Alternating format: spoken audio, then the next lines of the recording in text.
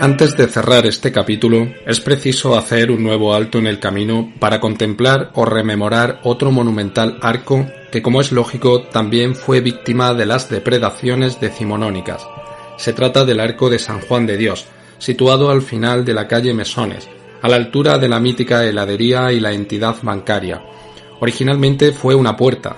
Como sabemos, la muralla bajaba por la calle Minas y continuaba por la calle Alaminos, y cerraba el acceso a la ciudad por aquel tramo.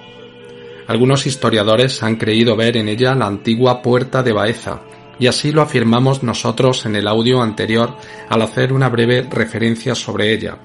Pero leyendo más detenidamente el trabajo de Martínez Elvira, parece ser que la Puerta de Baeza de la que hablan los documentos se encontraba bastante más lejos, pasado el Hospital de Santiago, también conocida como Puerta de San Lázaro, por estar situada en las proximidades de la ermita que lleva su nombre. Es posible que esta puerta de la calle Mesones se llamara en un primer momento de Baeza, cuando no existía la calle Nueva ni la ermita de San Lázaro, y el límite de Úbeda solo alcanzaba hasta ese punto, tras el cual comenzaba el camino hacia la ciudad vecina, aunque esto no deja de ser hipótesis, pues nada ha quedado reflejado por escrito. El caso es que siguiendo la moda plateresca de inicios del XVI, tal como vimos en la Puerta de Toledo, se reconstruye su hermana de la calle Mesones y se la embellece con otro programa iconográfico que, al parecer, no desmerecía en nada a su compañero. Es probable que la fecha de construcción sea entre 1516 y 1517. A partir de ahora se conocerá con el nombre de Puerta Nueva.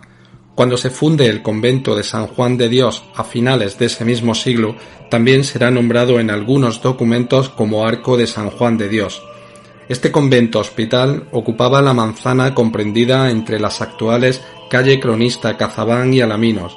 Un soberbio monumento califica a este arco Martínez Elvira, y en algunas crónicas del siglo XVII extraídas por Torres Navarrete hablan de él como fábrica tan hermosa. Veamos algunos detalles.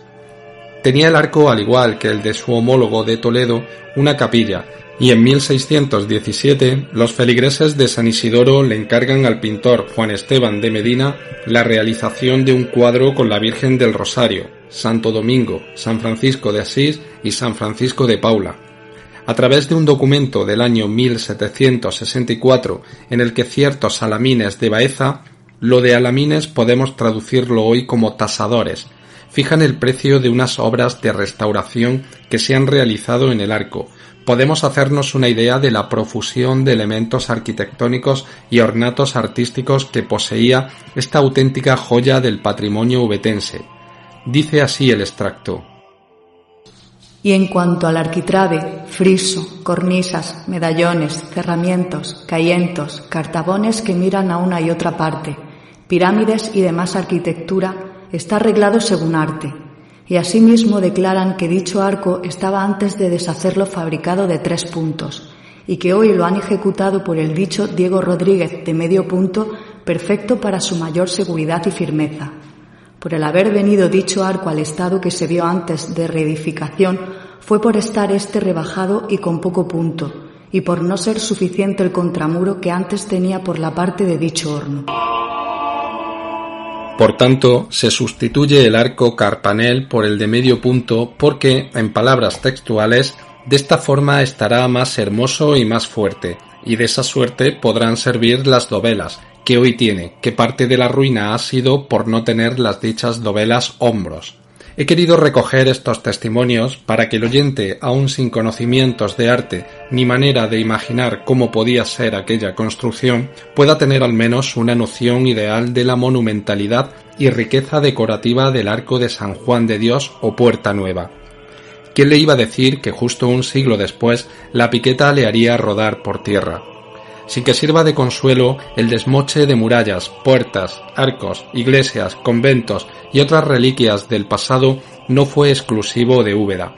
Aquello se estaba produciendo en toda la geografía española por aquellos años.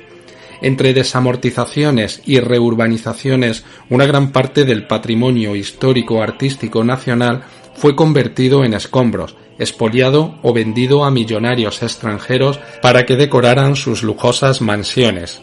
¿Recuerdan el Palacio de los Saro? Un ejemplo de esta moda nuestra tan exclusiva fue el desmantelamiento de la puerta de Virrambla de Granada. Tras una serie de extenuantes tiras y aflojas entre el indulto y la condena, donde llega a intervenir el Ministerio de Fomento y hasta el mismísimo presidente de la República, Pi i Margall, estamos en 1873, los intentos de salvarla no sirven de nada, y sorprendentemente 11 años después, en 1884, alegando motivos de salubridad y seguridad, ante el estupor de todos, la puerta se derriba. Detrás de estos argumentos se hallaba esa filosofía europeísta que sonaba tan chusca en boca de nuestras autoridades. Había que europeizar Granada, y de paso Úbeda también, faltaría más. Ensanchar espacios, crear avenidas, en fin, no hagamos más sangre de aquel periodo tan difícil y dramático para España, ni tampoco juzguemos con tanta severidad a nuestros mayores. Eran mujeres y hombres de su tiempo, y como tal actuaban. Hoy día, en pleno siglo XXI, nos encontramos de vez en cuando con ejemplos parecidos. No cometamos el error de contemplar la historia desde los parámetros actuales. Es una necedad. Todos nuestros prejuicios y corrección política deben quedar al margen a la hora de analizar los procesos históricos. De no ser así, caeremos siempre en la tergiversación interesada, el falseamiento del pasado y la manipulación en beneficio de minorías que solo pretenden sacar rédito político imponiendo su postura. Desgraciadamente, esto ocurre cada vez más y en España encuentra un campo perfectamente abonado para su desarrollo. Es lo que tiene el no ser una ciencia exacta.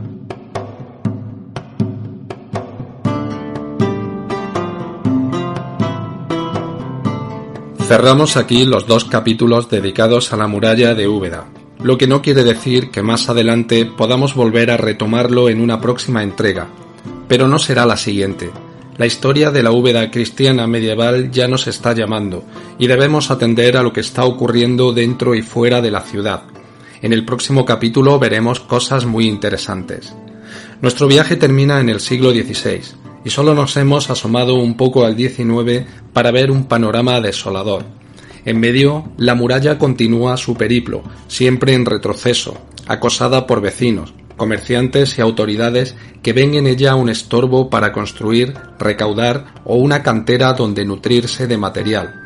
El fondo documental solo se referirá a ella para hablar de una reparación urgente porque amenaza ruina en un punto concreto, por la demolición de algún tramo o el arreglo del arco tal o cual que está a punto de caerse. La palabra ruina asociada a adarve, puerta o arco será muy habitual. Su historia es un poco el reflejo de la propia ciudad. Pasado el clímax renacentista, Úbeda, como su cerca, empieza a languidecer, se retrae sobre sí misma y se va convirtiendo lentamente en una diminuta mancha en el mapa peninsular, apartada de todos, lejos de cualquier interés político o estratégico.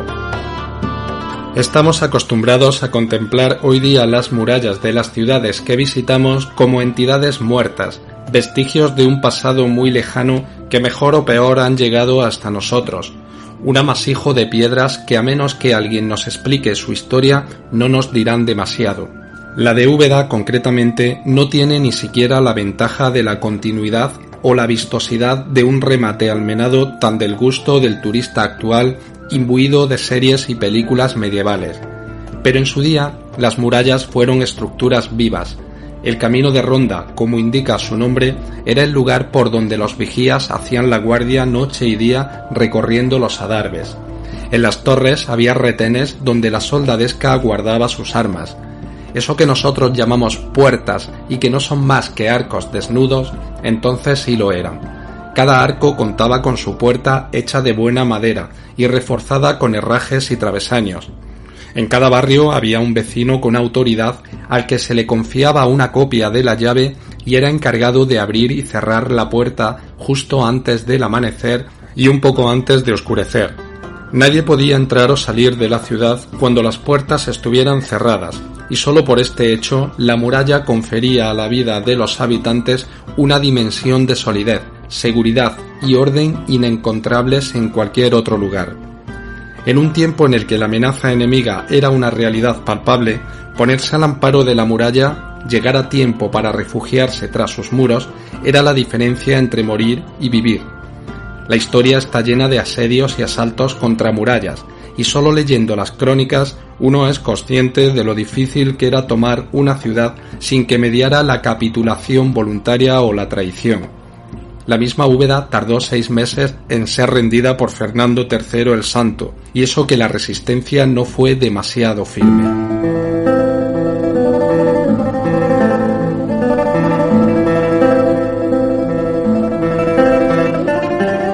Quizá a alguien le pueda parecer una barbaridad o una estupidez, pero entre la Úbeda del Salvador y el Hospital de Santiago y la Úbeda medieval de la muralla, yo me quedo con la segunda.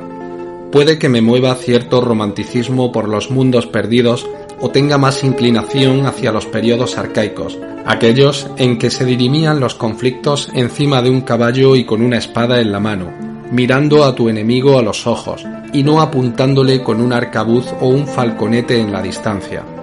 Me gusta imaginar a esa Úbeda amurallada que un día fue, en época árabe o cristiana, cuando la vida se medía por la distancia que te separaba de la muralla, por la resistencia de esos muros y la tenacidad de los defensores o atacantes en lograr su propósito.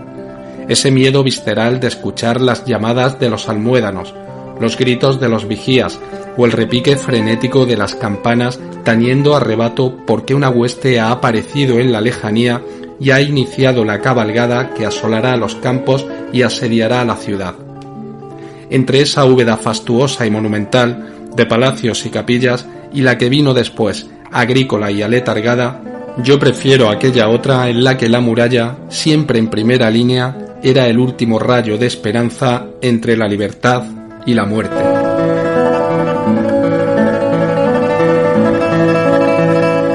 Un saludo y hasta la próxima.